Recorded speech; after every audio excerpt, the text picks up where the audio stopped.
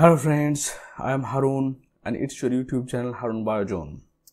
Today in this video I will discuss about how do plant absorb water from the class 11 chapter 11 transporting plant, especially for NEET students. এখানে আমাদের বলতে দেখছি আমরা এই ভিডিওতে কি আলোচনা করব যে কিভাবে উদ্ভিদরা মাটির যে জল সেটাকে শোষণ করে, ডিফিউশন প্রসেসে না অসমোসিস প্রসেসে, সেটা আমরা দেখব আজকে। তো চলো শুরু করি। বলছে we know that the root absorb most of the water that goes into the plant. তাহলে উদ্ভিদরা কি করে? মূলের সাহায্যে সমস্ত জলকে শোষণ করে যা উদ্ভিদের প্রয়োজন হয়।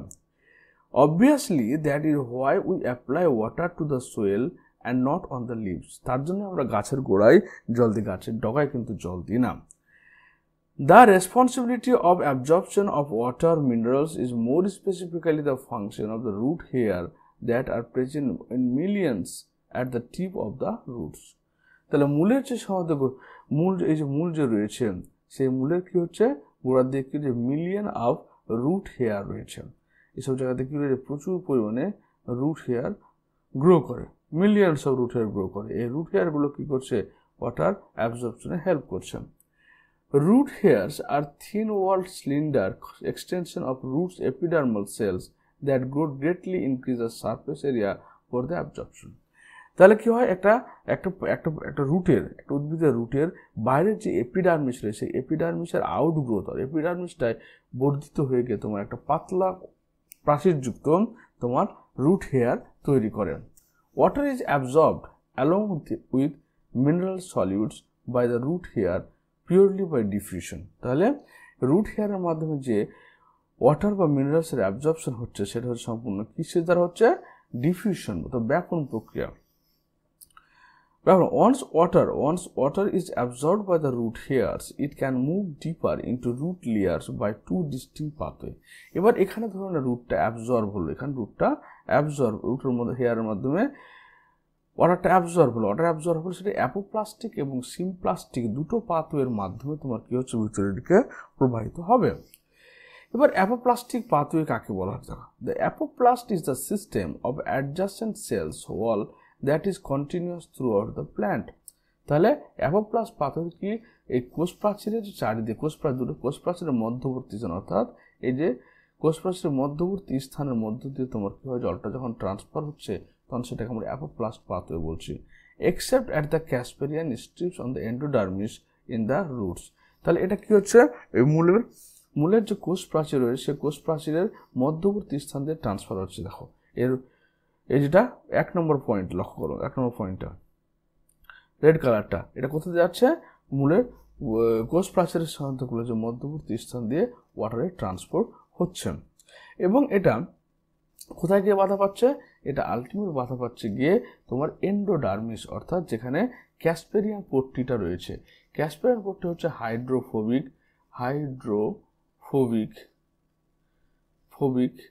সুবেরিন দ্বারা তৈরি থাকে, সুবেরিন, যার ফলে কি হয় ওয়াটারটা এখানে মুভ করতে না পেরে আবার কোষের মধ্যে প্রবেশ করে। অর্থাৎ এই যে ওয়াটারটা ওই রেড কালারের ওয়াটারটা আসার পরে আবার এখানে জাইলেম টিস্যুর মধ্যে প্রবেশ করলো। The apoplastic movement of water occurs exclusively through the intercellular space and the wall of the cell. তাহলে কি ইন্টারসেলুলার স্পেস কি কোষের যে কোষ প্রাচীর তার মধ্যবর্তী স্থানে যে ফাঁকা জায়গা সেখান থেকে ট্রান্সপোর্ট হচ্ছে।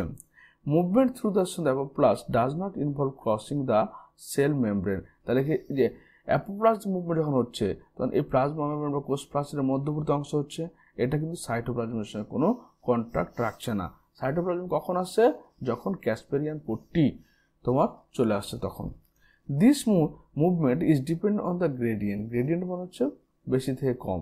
The apoplast does not provide any barrier to water movement and water movement is through a mass flow.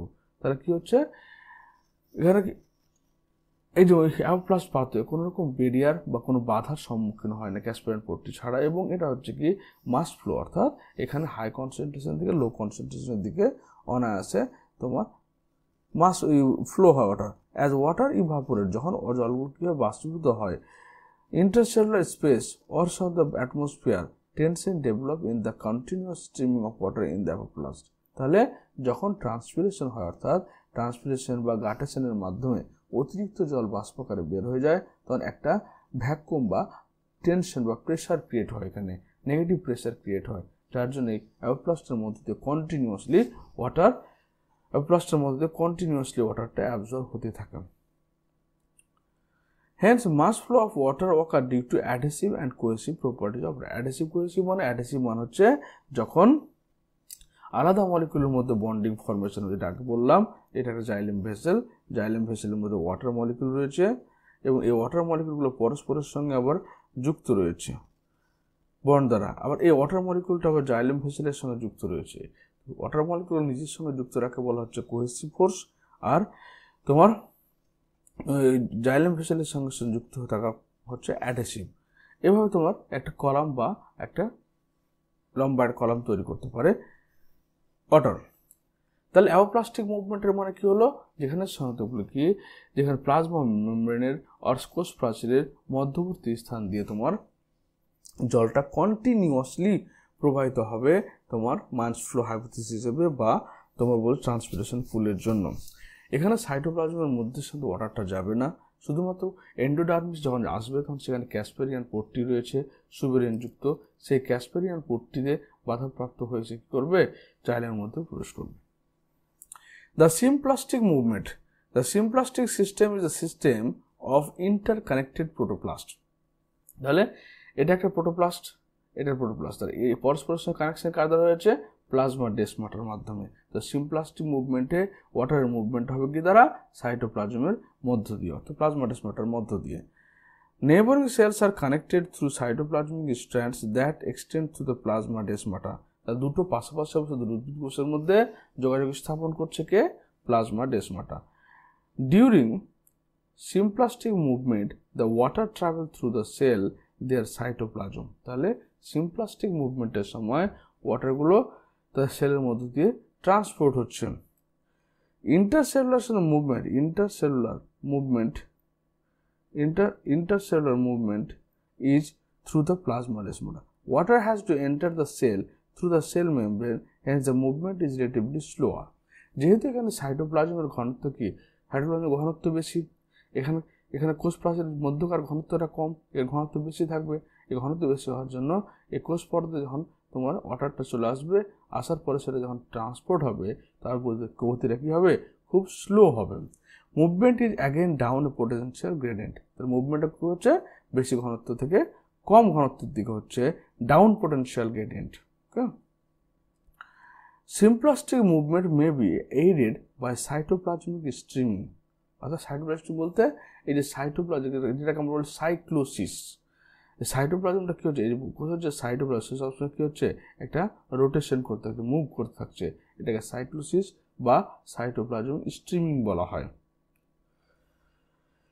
You may have observed cytoplasmic streaming in the cell of Hydrilla leaf. The movement of chloroplast due to streaming is easily visible. তাহলে কি হাইড্রিলার ক্ষেত্রে এই cytoplasmic স্ট্রিমিংটা easily visible হচ্ছে। তাহলে এখানে আমরা আলোচনা করলাম দুটো পাথওয়ে, একটা অ্যাপোপ্লাস্টিক পাথওয়ে, একটা সিমপ্লাস্টিক পাথওয়ে। অ্যাপোপ্লাস্টিক পাথওয়েটা হচ্ছে কি, প্লাজমা মেমব্রেন বা কোষ প্রাচীরের মধ্যবর্তী স্থানে, যেখানে সাইটোপ্লাজমের সঙ্গে কোনো কানেকশন নেই, সাইটোপ্লাজমের বাইরের লেয়ার দিয়ে তোমার কী হচ্ছে, ট্রান্সপোর্ট হচ্ছে, এবং এটা ট্রান্সপোর্টটা কন্টিনিউয়াস ট্রান্সপোর্ট হয়। কিন্তু যখন কোষ প্রাচীর কোষ পর্দা কোথায় সাইটোপ্লাজমের মধ্যে ঢুকে পড়ে জল, পাশাপাশি সাইটোপ্লাজমের মধ্যে সংযোগ রক্ষাকারী যে ছিদ্র, যেটা প্লাজমা ডেসমাটা বলছি, সেই প্লাজমা ডেসমাটার মধ্যে দিয়ে তোমার ওয়াটার মিনারেলস ট্রান্সপোর্ট হয়। সিমপ্লাস্টের ক্ষেত্রে সেটা খুব স্লো প্রসেস হয়, কিন্তু অ্যাপোপ্লাস্টের ক্ষেত্রে সেটা অনেক বেশি ফাস্ট হয়। অ্যাপোপ্লাস্টে কন্টিনিউয়াস অ্যাবজর্পশন হয়, ট্রান্সপোর্ট হয়। এবার দেখা বলছে most of the water flow in the root occur by the apoplast since the cortical cells are loosely packed. কারণ এই যে কর্টিক্যাল সেল বলতে আমাদের কর্টেক্স বা বহিঃস্তরের যে কোষগুলো রয়েছে সেগুলো লুজলি আছে, যেহেতু বিশেষ করে কি এরা প্যারেনকাইমা টিস্যু দ্বারা তৈরি, তাই এদের মধ্যে কোষান্তরন্ধ্র থাকে, এবং এরা যেহেতু লুজলি প্যাকড অবস্থান করে, তাই এখানে বিশেষ করে অ্যাপোপ্লাস্টিক পাথওয়ের মাধ্যমে জলটা ট্রান্সপোর্ট হয় বেশি। Hence offer to no resistance to water movement. এই জন্য কারণ যখনই সাইটোপ্লাজমের মধ্য দিয়ে কোষের মধ্য দিয়ে জল ট্রান্সফার হবে তখন এখানে কিন্তু বাধা আসবে, কিন্তু যখন কোষ পর্দার মধ্যে জলটা ট্রান্সপোর্ট হবে তখন কিন্তু বাধাটা খুব কম পরিমাণে আসবে। However, the inner boundary of the cortex, the endodermis, is impervious to water because of bands of superized matrix called Casparian strip. কিন্তু আমাদের এন্ডোডার্মিসে এই যে এই লেয়ারটা আছে এখানে কি রয়েছে, এটা হচ্ছে কি জলের জন্য বাধা স্বরূপ, কারণ এটা হচ্ছে সুবেরিন হাইড্রোফোবিক সাবস্টেন্স সুবেরিন দিয়ে তৈরি থাকে এবং এটা সুবেরিন কোথায় ক্যাসপার প্রকৃতিতে দেখতে পাওয়া যায়। Water molecules are unable to penetrate the layer, so they are directed to all regions that are not superized into the cells proper through the membrane. তার জন্য কি হচ্ছে, ওয়াটার মলিকুল কি করছে, পেনিট্রেট করতে পারে না, ভিতরে ঢুকতে পারে না। কিন্তু আবার মজার ঘটনা হচ্ছে যে এন্ডোডার্মিস রয়েছে সেই এন্ডোডার্মিসে কিন্তু সব সেলগুলোর মধ্যে সুবেরিন থাকবে না। সুবেরিন থাকার উদ্দেশ্যটা কি, যাতে ব্যাক ফ্লো না হয়, ওয়াটারের যাতে ব্যাক ফ্লো নয়। ধরুন এটা এন্ডোডার্মিস, এবার এন্ডোডার্মিসের কিছু কোষ এখানে সুবেরিন রয়েছে, এখানে সুবেরিন রয়েছে, এটাতে সুবেরিন রয়েছে। এবার এটা হচ্ছে এই জায়গায় সুবেরিন নেই, এই সেলটাকে বলা হচ্ছে প্যাসেজ সেল। এবার এই প্যাসেজ সেল দেখে ওয়াটারটা ভিতরে জাইলেমের মধ্যে প্রবেশ করবে। এটাতে যেহেতু প্রবেশ করছে এখান দিয়ে তার ব্যাকফ্লো হবে না, ব্যাকফ্লো হওয়ার চান্স থাকলে এই পাশ দিয়ে ব্যাকফ্লো হওয়ার চান্স থাকবে, কিন্তু যেহেতু এই পাশে কি রয়েছে, সুবেরিন রয়েছে, তাই এই সুবেরাইজ সেল দ্বারা জলটা ব্যাকফ্লো হবে না। তো সুবেরিন থাকার উদ্দেশ্য হচ্ছে যাতে জলটা ব্যাকফ্লো আবার বাইরে না বেরিয়ে যায়। ক্লিয়ার? এবং যে সেলের মধ্য দিয়ে জলটা প্রবেশ করবে জাইলেমে সেটা হচ্ছে প্যাসেজ সেল। এন্ডোডার্মিসের যে সেলের মধ্য দিয়ে জল প্রবেশ করবে সেই সেলটাকে বলা হচ্ছে প্যাসেজ সেল, ওখানে সুবেরিন থাকবে না। The water then moves through the symplast and again cross membrane to each reach the cell of the xylem. তাহলে এবং এই সিমপ্লাস্টের মাধ্যমে কি হচ্ছে, সাইটোপ্লাজমের মধ্যে যাবে, জাইলেম প্রবেশ করবে। The movement of water through the root layers is ultimately symplastic in the endodermis. বলছেন in the movement of water through the root layer is ultimately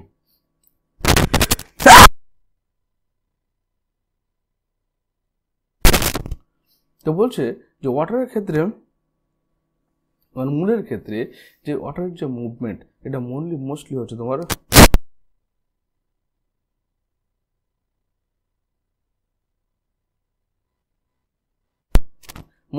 সিমপ্লাস্টিক pathway. কিন্তু সিমপ্লাস্টিক মানে যখন সাইটোপ্লাজমের মধ্য দিয়ে ওয়াটারের মুভমেন্টটা হচ্ছে তখন সেই মুভমেন্টটাকে বলছি symplastic movement. This is the only way water other solutes can enter the vascular system. Apoplastic পাথওয়েটা কম হচ্ছে, সিমপ্লাস্টিক পাথওয়েটা মূলের ক্ষেত্রে বেশি হচ্ছে। Once inside the xylem, water is again free to move between cell as well as through them. যখন এখান থেকে মূল জলটা শোষণ হওয়ার পর জাইলেম টিস্যু চলে আসলো, তারপর সেটা আবার ফ্রিলি মুভ করতে লাগবে।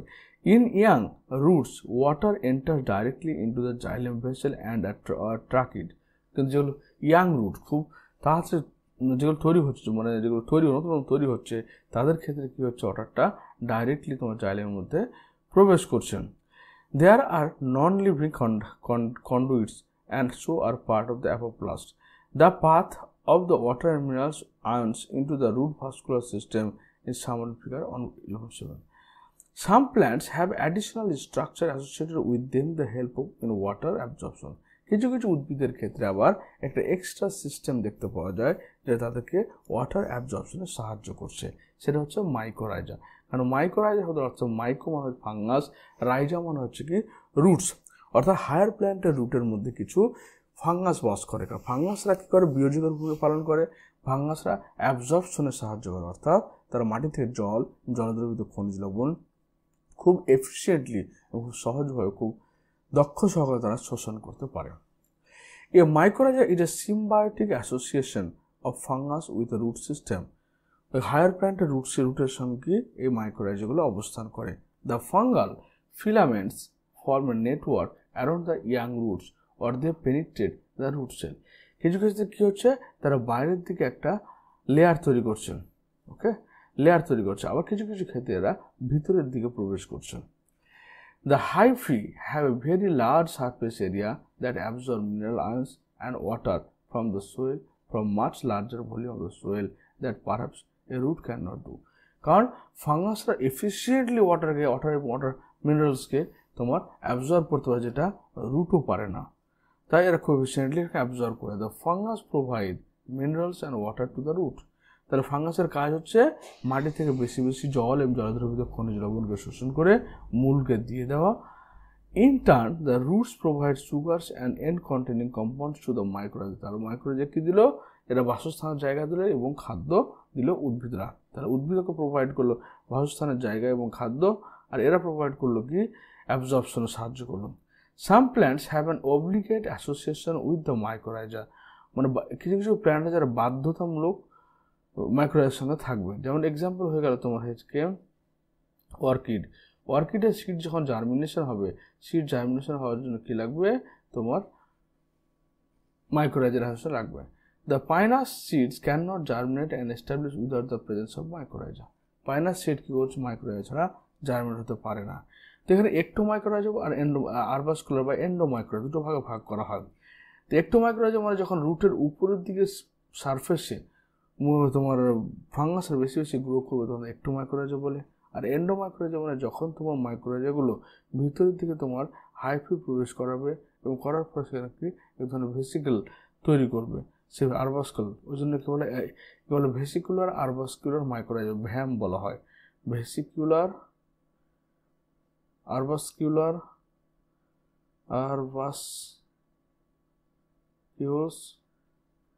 মাইক্রোরাইজা।